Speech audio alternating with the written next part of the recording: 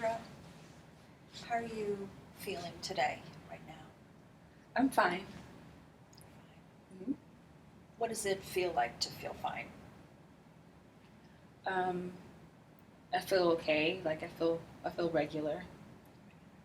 Yeah. I notice that you have your arms crossed over your chest. What does it feel like to have your arms crossed like that? Well, this is just how I normally sit. It's comfortable, I guess, to sit this way.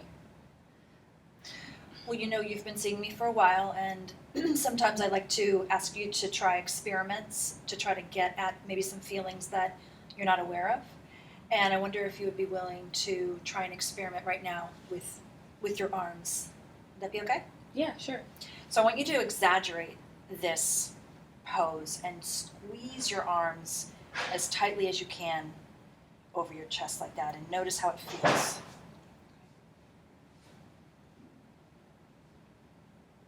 Really exaggerate it. What does it feel like to exaggerate the pose like that? It's no longer comfortable. Okay. It feels very tight and confined, a little bit stifling. Like if I were to squeeze too hard, I probably couldn't breathe very well. Kind of hard to talk right now. I feel my throat getting kind of closed off as I do this. Okay. Yeah. Okay, you can stop. Okay, good. So I heard you saying things like feeling like you couldn't breathe, very restricted, Yeah. and I wonder if that could have anything to do with something, maybe words or feelings being stuck, maybe things you haven't said stuck in your throat, for example. I hadn't thought of it that way, but maybe, like I'm kind of holding something in. Yeah, I wonder. I know we were talking last time about your relationship with your mother, so I wonder what you're feeling right now about that. To be honest, not much progression in the area. I still feel a lot of resentment towards her, and now that I'm about to become a mother myself, just I'm having a hard time understanding, why would a person not be there for their child, or how could you not raise your child? Okay, so I hear two questions there that are really powerful.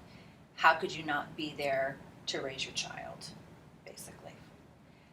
I wonder if you would be willing to reframe that as a statement and really own the feelings behind it. Would you try that? Yeah.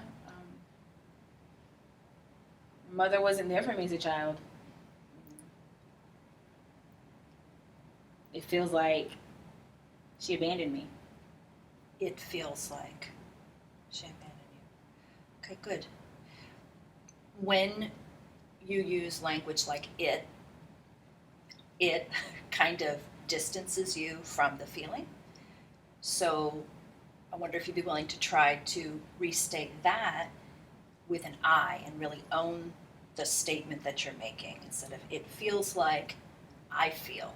Would you be willing to try that? Yeah. I feel abandoned.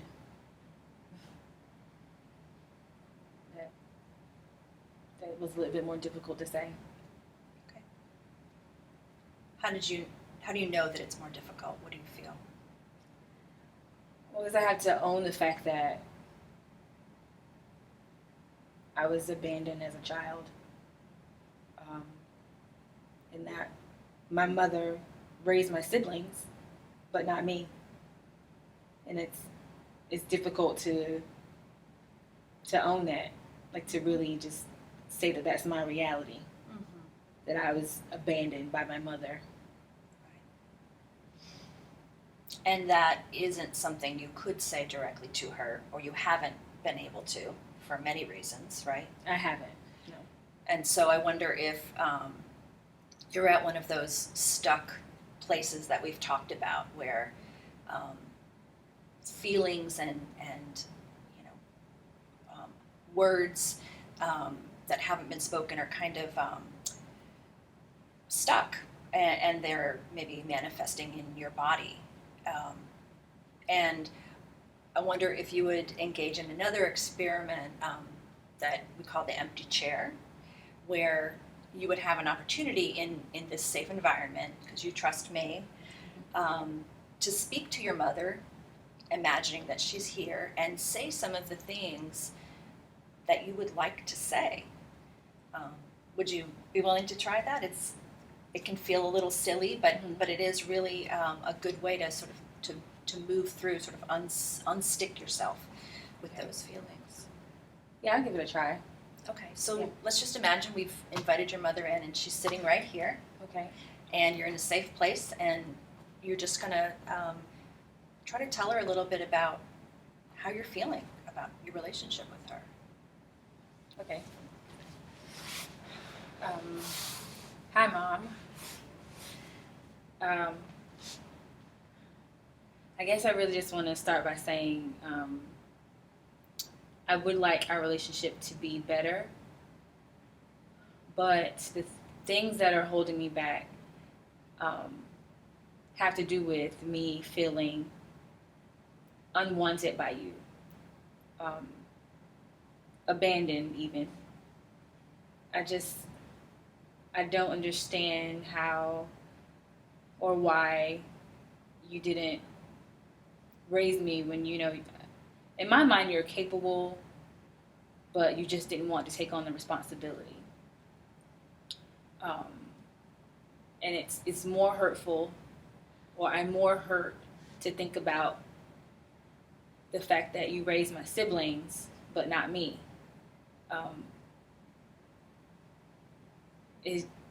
It just bothers me that I'm kind of left out, or I felt left out, or like not really a part of that unit.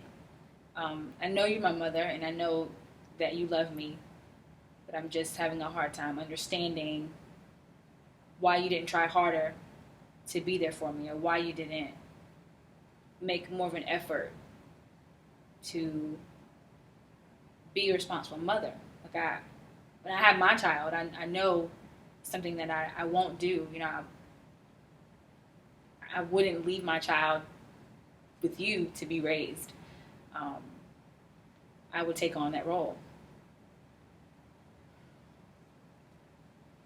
Wow. That was a lot. Yeah, and I heard a lot of I statements, a lot of really owning these powerful feelings.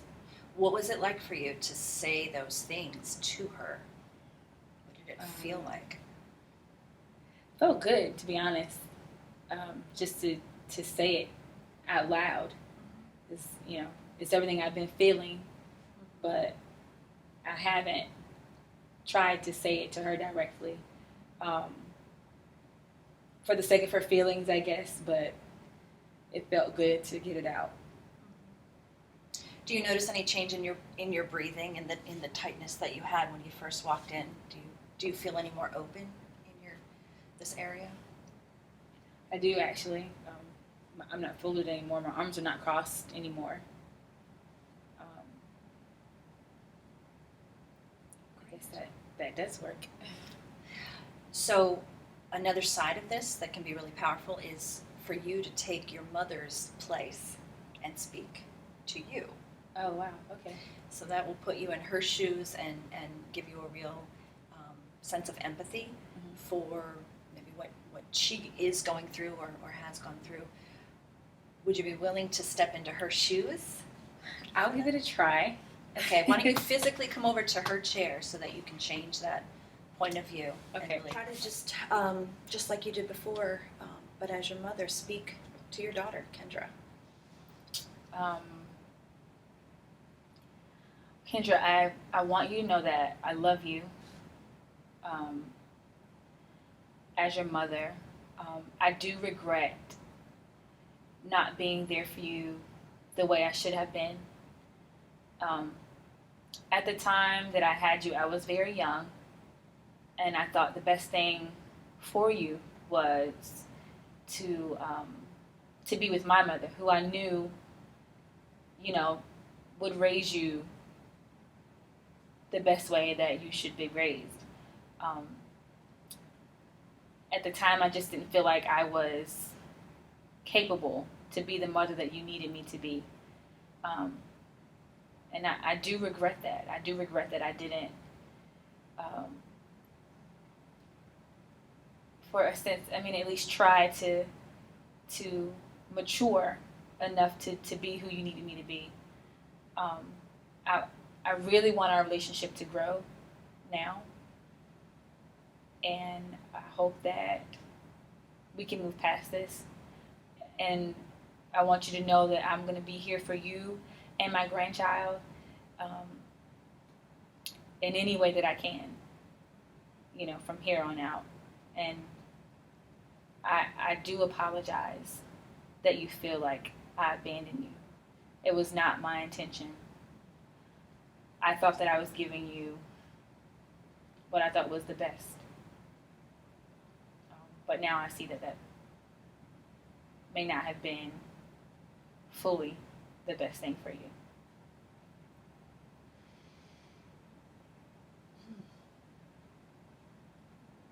Why don't you come back over here and be Kendra? I noticed that when you were being your mother, your hands kind of linked, your fingers linked a lot, which is something I didn't notice when you were being Kendra. What did it feel like to do this? Were you aware of that? Not really. I felt more nervous being her. Like I was just trying to find the words to kind of reconcile why I feel the way that I feel from her point of view. Almost like didn't want to say the wrong thing, or not really. I try not to make excuses, but I try to see how I didn't want to say anything that would make me feel like worse, I guess. Now that I think about it, she probably feels the same way when we talk. Like that nervousness about my feelings. Okay. Do you feel like this was a helpful exercise and maybe will move you, if not toward sharing these things directly with your mother, at least moving through this strain you have within you about her? I think so. It definitely helped me get a better perspective of what she may be feeling about our relationship, and hopefully we will be able to to move on.